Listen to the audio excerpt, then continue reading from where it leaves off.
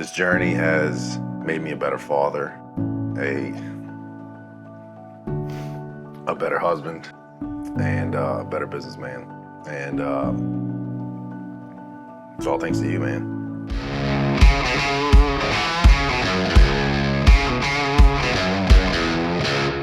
All right, guys, what's up? Jake Thomas here, bringing you some more Life Like Jake.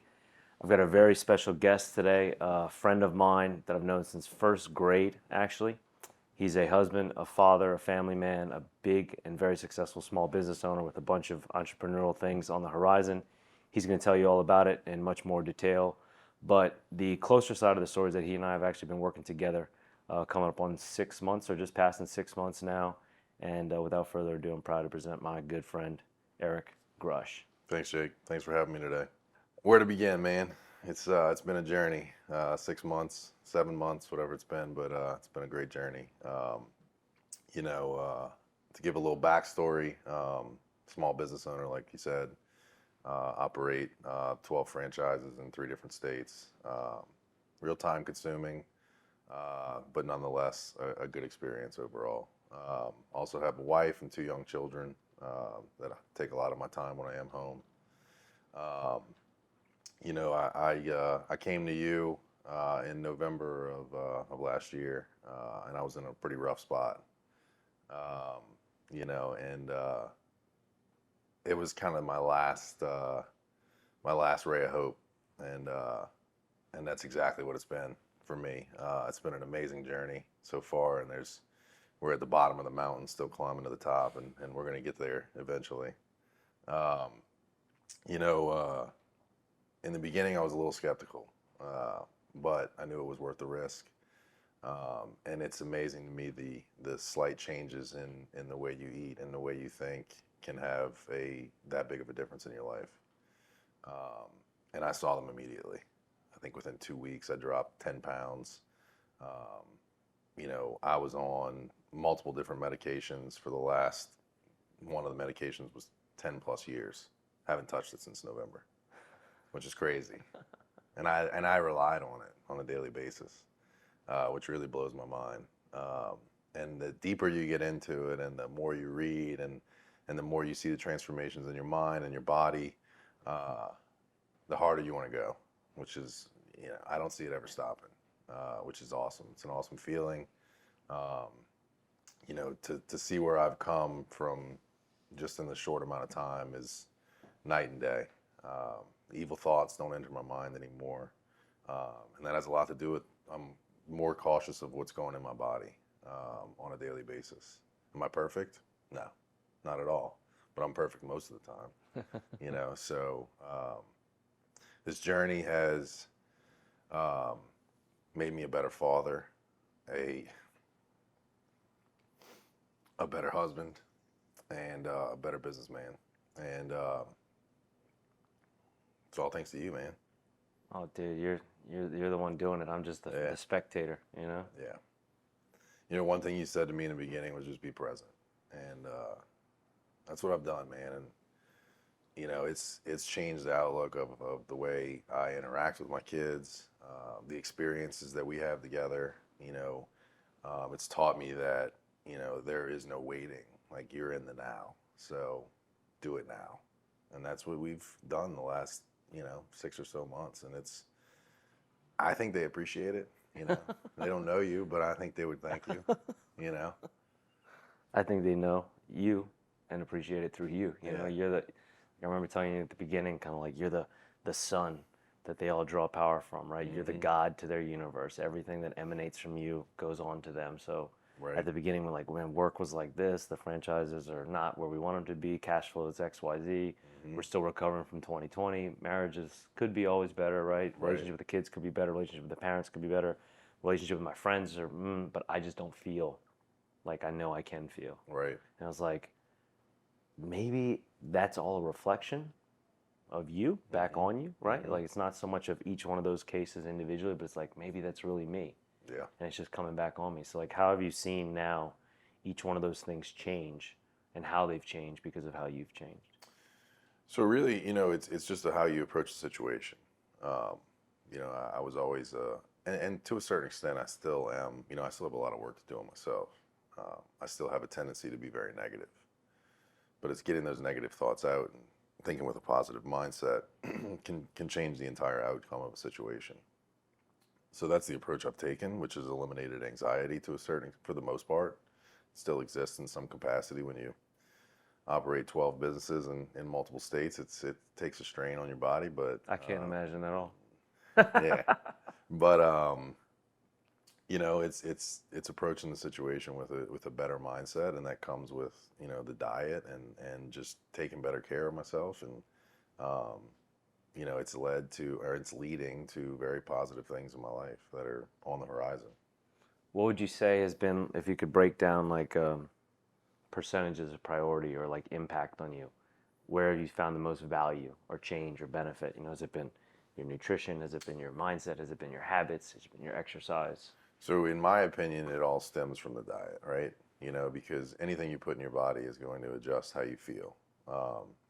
If you go on a weekend bender, probably going to feel like shit Monday and Tuesday. But if you can eliminate those kind of toxins and just be more cautious of what's going in your body, it's gonna affect all sides of your life.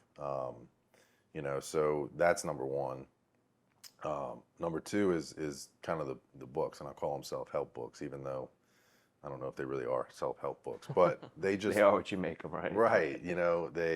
My first book, taught me how to not lay in bed and figure out excuses on why I shouldn't go to the gym. You just got to get up and do it, and then they just kind of build from there, and how to just be more positive and not think negatively. So that's the second, and then just taking better care of yourself as far as making sure you're going to the gym regularly and doing some form of exercise outside on a daily basis, and just hitting your daily goals, and then they turn into weekly goals. So those would be my three in that order.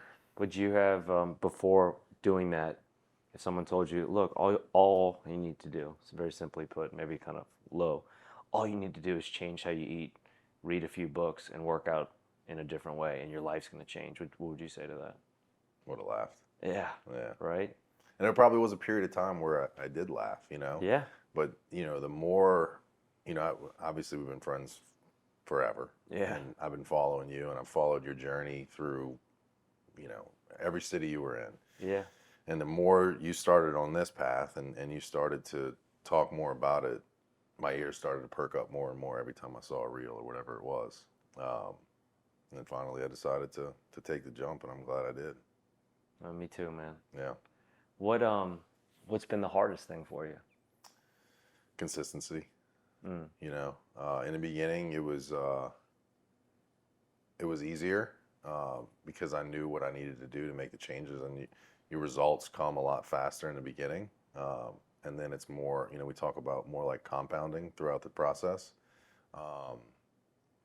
So consistency has always been my biggest challenge, and it will continue to be my biggest challenge. We live in a city where you're tempted on every street corner, whether it be a drive-through daiquiri shop or a po' boy, so you're on every corner, there's temptation. We have 4 out-of-towners here in the crew, and they've all been saying that between the streets, right?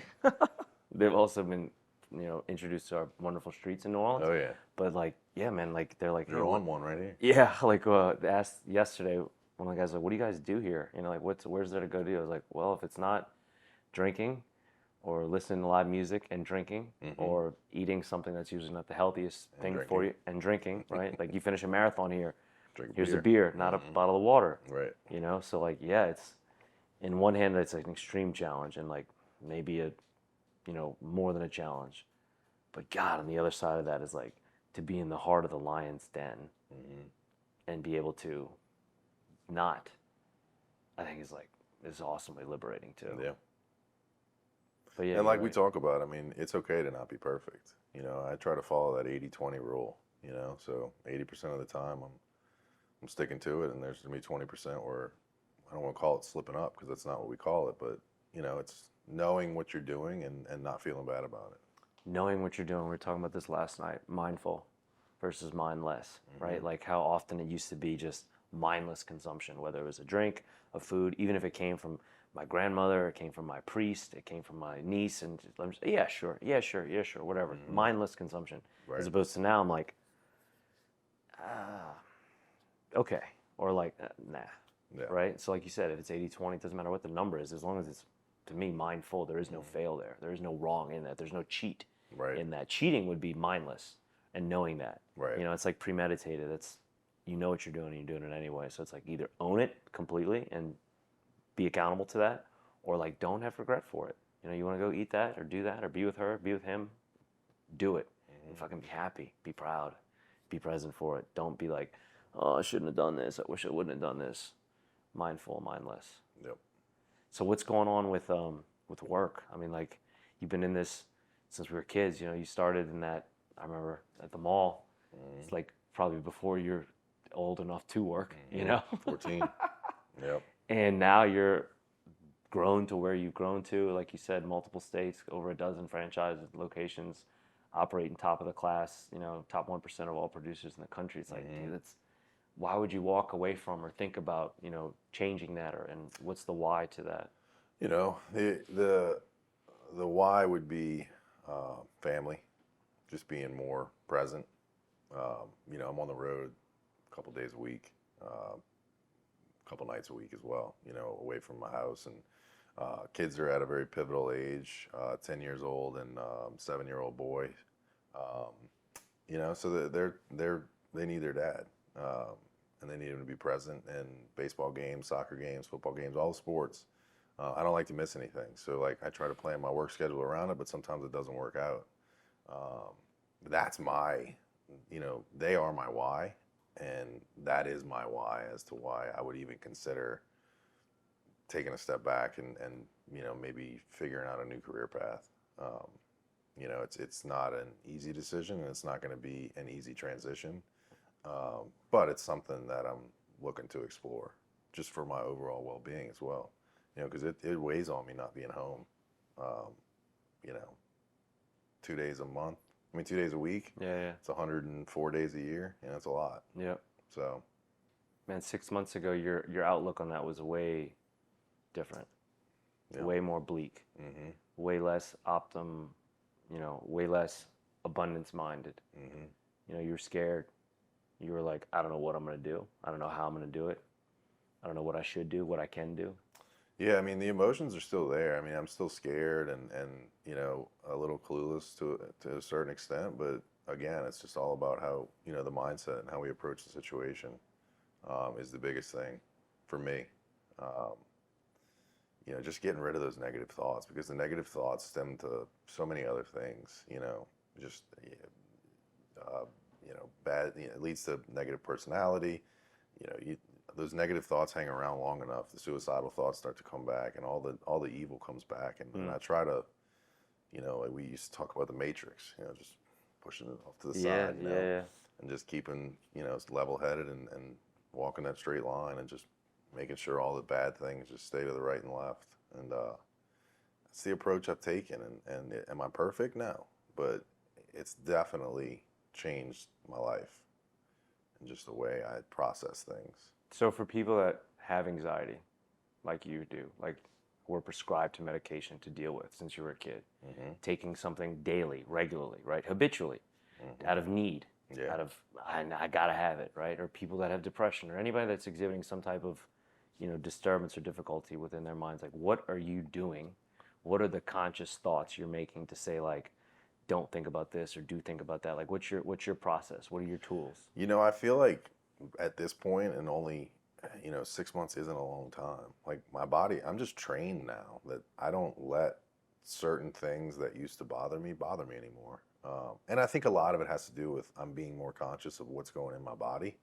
But for the last 6 to 8 years, I've taken medication to basically to put me in a coma, so I didn't have anxiety throughout the night. And almost immediately that stopped.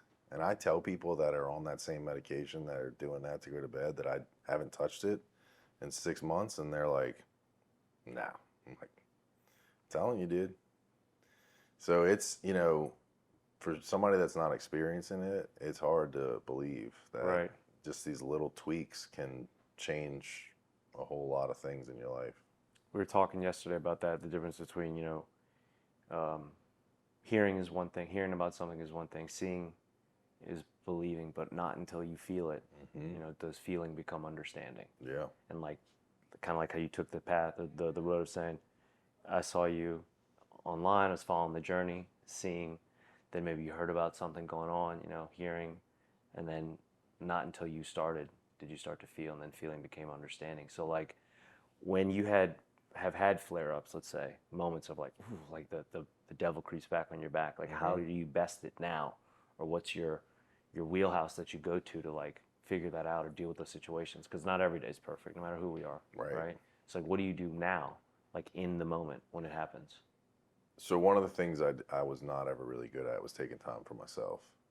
So when I do feel these thoughts come on or get into an uncomfortable situation, as soon as I can figure out how to get out of it, meditate, go for a walk, throw a book on the walk, just me and myself and nature, and that's a huge deal, and I didn't realize how much you needed it. A lot of my weekend days are spent, mornings are spent early. The most favorite part of my day now is like 6 a.m. Sun's coming up, nobody's awake, I can walk, no cars, you don't hear anything except the birds chirping. And it just clears your head, and it's a good start for the day. The weekends and then the weekdays are spent early mornings, workout, catch a sauna for 30 minutes. And it's just like, it just clears everything, and you and yourself, and you can clear all your thoughts. And the same thing works when you get into an uncomfortable situation or you feel those evil thoughts. Just be alone. Think about positive things, throw on a book, go for a walk. That's all that works for me. And it's been life-changing. It's like, it's really not that complicated. Simple. Very simple. Not necessarily easy, maybe easy for you, but difficult for me. But the idea of it is simple. Yep. Like talking about like, with Donnie when he was having things go on, or when I was having things go on, and say like, man, I'm having suicidal thoughts, and him, dude, don't think like that. I'm like, don't tell me not to think like that. Right. I'm telling you, I'm thinking that way. Yeah. So let's do something about it. But I can't not have the thought, right? Like the thought is there. So like, what do I do about it?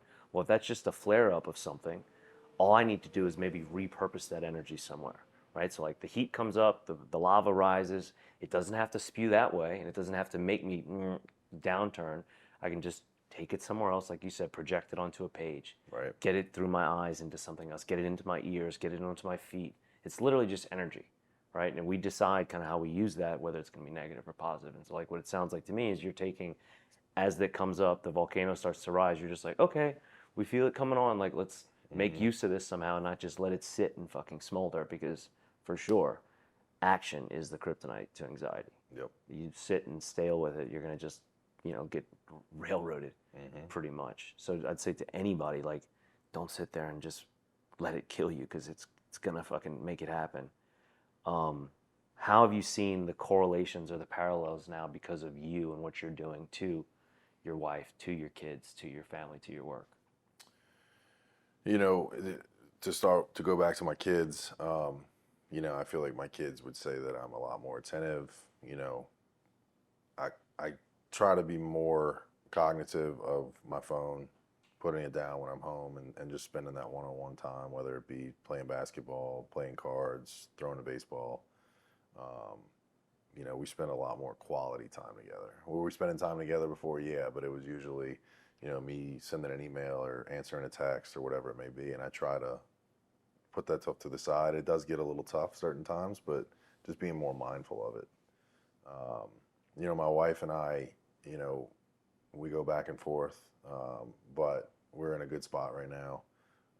We try to make more time for each other, and just focus on how we even got to this point. And then into the business, it's just, just being a good leader. And that's something I was always really good at, and I lost sight of it somewhere along the way. And I still have a lot of work to do in that department.